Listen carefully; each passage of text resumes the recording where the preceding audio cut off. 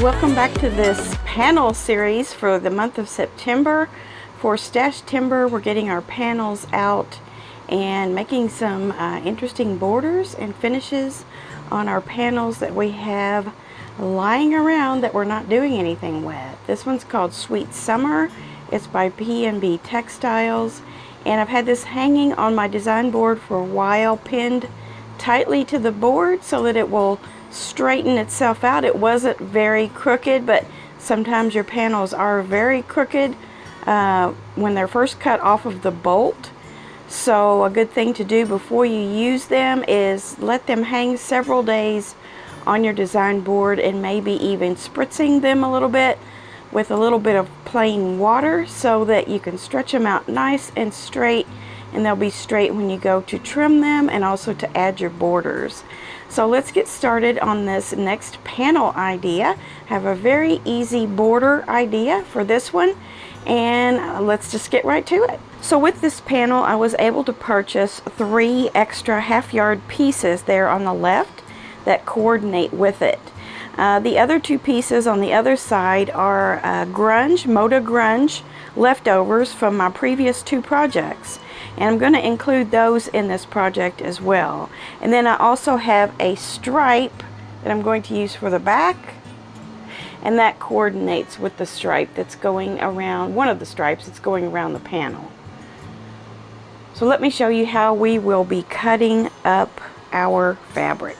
Sometimes the panels will come with some odd configurations of stripping around the edges or fake borders. This one happens to have the white at the top and the bottom. There's a little extra on there that you could use if you wanted a border on a white border on the top and the bottom. Seems a little odd to me. I think I'll be opting to take that off. And then on 2 sides we have a yellow border. Also, I find a little odd. And then the turquoise border is one thickness on the length of it, and a thicker on the width. So I think what I'm going to do is I'm going to use my Moda grunge, this turquoise one, and I'm going to take off the border that I have here in the turquoise and add it on. And I think I'll be cutting just barely outside of this line here, because I would like to get rid of that black line. See how these this border I like, but what I don't like is that black line on there. So I want to sew my new turquoise border in with this without using that black line. So I'm going to cut my border less than 1/4 inch, maybe about 1/8 or just slightly more than 1/8, barely, and try to accomplish that goal. So I'm gonna go ahead and cut my strips. I have strips already from my prior project at a 1.5, and I think I'll go ahead and use what I have and then cut extra ones if I need it. Alright, so I just want to get really close here with the ruler and show you where I'm cutting. I have my ruler set 1/8 of an inch over into the turquoise border, and that's where I'm going to cut. So that's going to leave 1/8 inch of that border that will catch in my 1/4 inch, that will also take out my black line in the striped border. So I'm going to do that all the way around. Okay, so I have my 1.5 inch turquoise border on, and that's going to finish at a 1 inch once it's all said and done. And then with my accompanying fabrics here, I'm going to make a piano key border. But I'm not going to have to do any complicated math to get it to fit on each side and the top and the bottom. I added a yellow in that I didn't have with this original bundle, so that I have 4, and I want my piano keys to go in this order. Now, here's where you don't have to do any math, although you will be cutting these into 3.5 inch strips, and those 3.5 strips will go this way, they will go this way. You won't have to calculate how many you need, or neither will you have to calculate how wide each one should be. So take each one of your fabrics, cut it into 3-inch strips, and then cut those 3-inch strips widthwise into several different widths, varying widths. I would start at maybe 3/4 of an inch at the smallest and go up to 2 inches at the largest, and just make them varying widths. So we'll keep them in this color order, but there will be different widths all the way up and around your panel. Okay, so the ones that were 1/2 yards, I went ahead and cut right in half on the fold line so that I have equal sizes pretty much of a fat quarter. The yellow that I added was a fat quarter only. So I went ahead and cut down my 1/2 yard pieces into a fat quarter size, which is just basically cutting along that fold line on your width of fabric there. Actually, you're cutting on the length, but you're going to have half of your width of fabric. So I've got that long edge positioned just slightly over the edge of one of my ruler marks here, and I'm just going to make a straight edge to go by and just trim that little tiny bit off. And now we can start cutting our piano keys in the different sizes that we want to cut them in. And I think my first one is going to be, let's make it 1.5 inches to start. So now we have all different ones in that 1.5 inch width. And then we'll cut these strips down into 3-inch or 3.5 inch bars, I believe I said I was going to do. And that way the bars will finish at 3 inches once they're all sewn in. So this is my 1.5, and then I'll go ahead and do a 2-inch.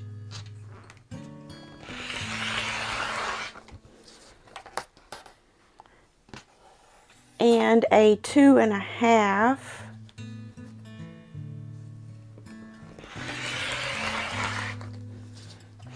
And it looks like maybe I could do a smaller one. I think I'll do a smaller one. Let's do a 1 inch. You can make these however wide you want. Just have a variety of sizes. Okay. So there's our 1 inch, 1.5, 2 inch, 2.5. And I'm going to repeat that. So let's do our 1.5.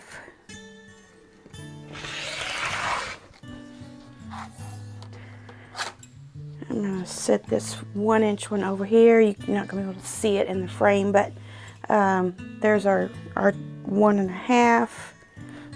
Then we'll do a 2 inch.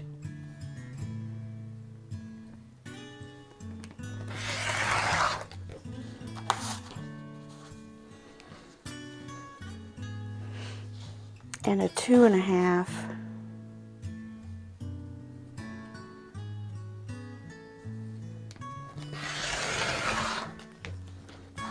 All right.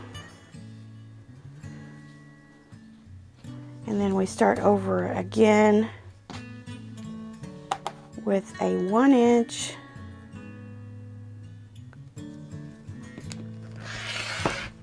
Oops, I went into my groove there. Don't want to do that.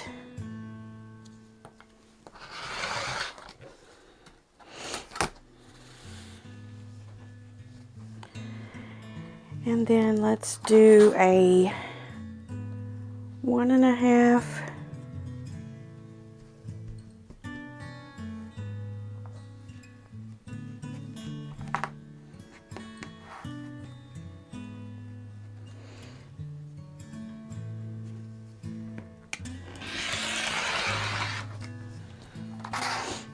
And a 2.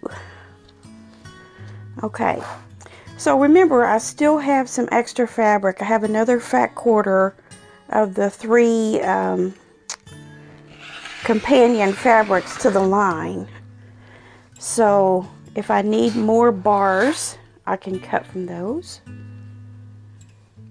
So now all I need to do is take my individual ones here.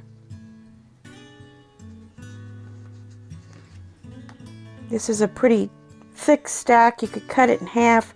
I think I probably will take this and make it 2 stacks. Let's see here. There's our 4 pieces. So now I can take my 3-inch, well, actually 3 inches is not going to make it. We need to make it 3.5. So we'll take our ruler that's wide enough to do 3.5 and start cutting.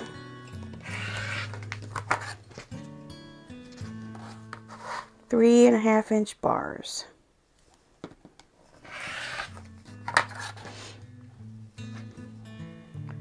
So there will be a set of bars, and I'm going to continue cutting those, and then you would do the same thing with your smaller ones. Just go ahead and cut 3.5.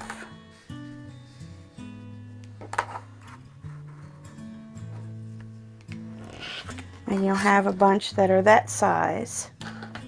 And then your 2.5, or your 2-inch rather. This is definitely a big stack here. I'm going to cut it down, split it out into a couple of different, get it here where you can see it. And I think I'm going to cut off a little bit here to even it out on the ends. Now I can start with my 3.5.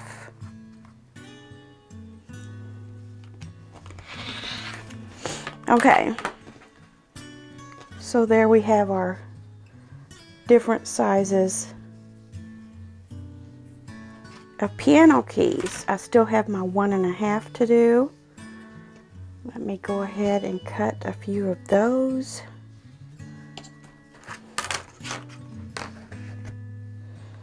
Even out the edge.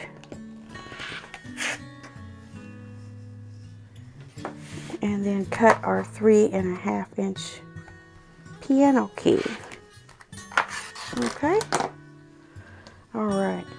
So you don't have to keep them in that order. So you can take one like this, and you can take one like this. You can take another out of another one that's smaller, do it like this, and then go back to a larger one. Let's do this, and then here. And really you kind of don't want to have a regular pattern. You want it to be sort of irregular. And the reason why is because when we add this strip to the border of our panel, when we get to the end, we want to be able to slice off any extra so that we have a nice clean edge to start again to put another border on the top and the bottom. So I'll put some of these together and show you how that's going to turn out. So for right now, all we need to do is pick from these the selection of keys that we made and just make a long border of that. And you can make one continuous long border out of all of these, and then we'll cut it down to the size we need when we're finished. So for now, I'm going to continue to cut up my pieces from my strips. Okay, so here I am at the sewing machine with my sets of strips, and I made one strip set separate. I'm going to be able to go through and do some chain piecing, but I wanted this as an example to sit here to the side so that I can see the order that I want my prints in. It doesn't matter what size I pick up, but it does matter where the prints are. To me, it does. So I'm going to be picking from these 4 stacks of my 4 different sizes and putting them in this arrangement. not really paying too much attention to what size I grab. I just want to keep a variety going there. So now I can just go through and make sets of 2 like this in all the varying sizes, and then I can go back through and put my 2 sets together, and then ultimately we'll be making one long strip.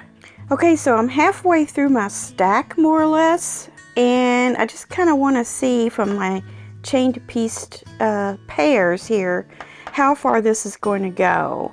So what I'm going to do is open up each one of these, and since there will be so many seams on this border, I'm going to press open my seams, and I'm just going to finger press them for now, and then start joining pairs together.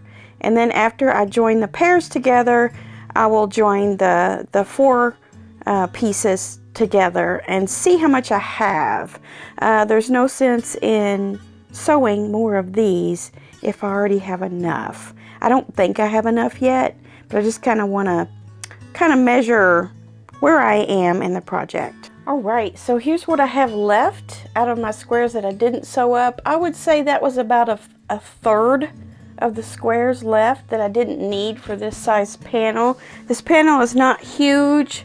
It's somewhere around the 22 by 40-ish size, so it's not really big. I did add this on, make it a little bit bigger. That's just an inch once it's sewn in. So I have enough now to go all the way around my panel.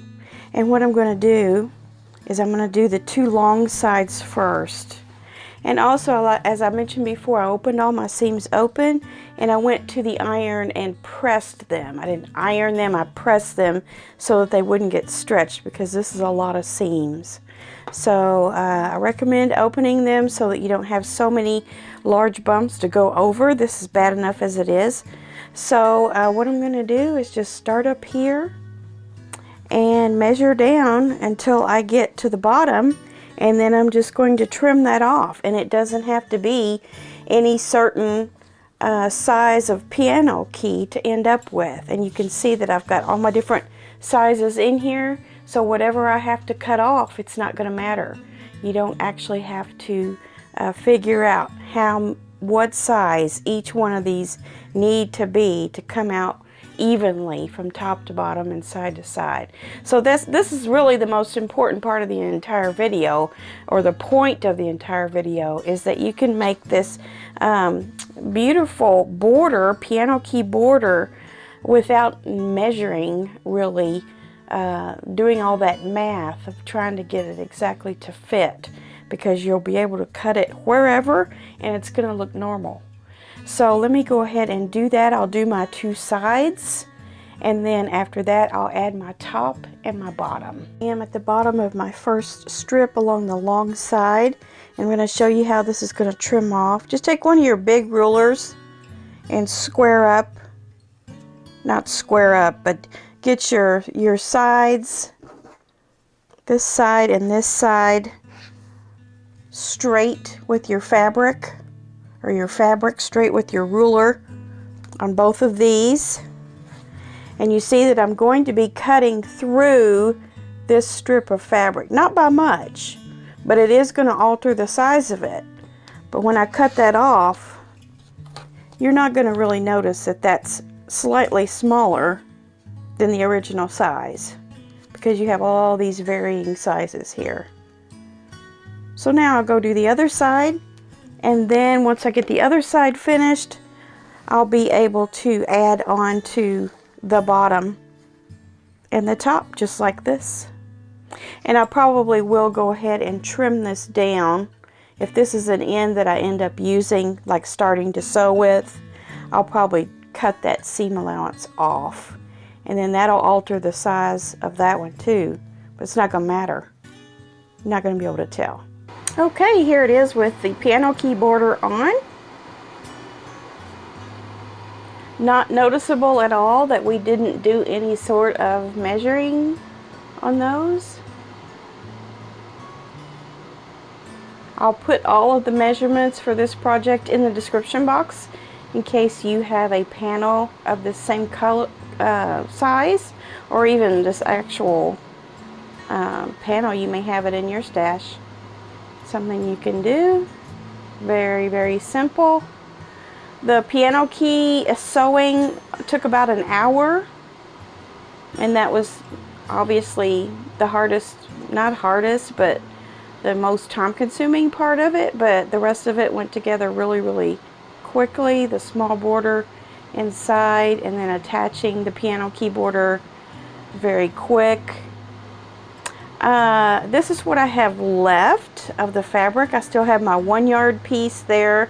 It's not going to be large enough to cover the entire backing, but I do have the other half of my 1/2 yards. So I have 3 fat quarters there, a 1 yard piece, and then I had also mentioned I might use this from a leftover project.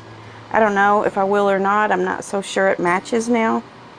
Probably would be okay, but I think I'll probably take some of that 1 yard piece and make that the binding, and then whatever's left of the 1 yard piece and the fat quarters there, I will piece together for the backing. Unfortunately, I won't be able to get that done for this video, but stay tuned for a Finish It Friday video in the future, and you will see this quilt all quilted and bound.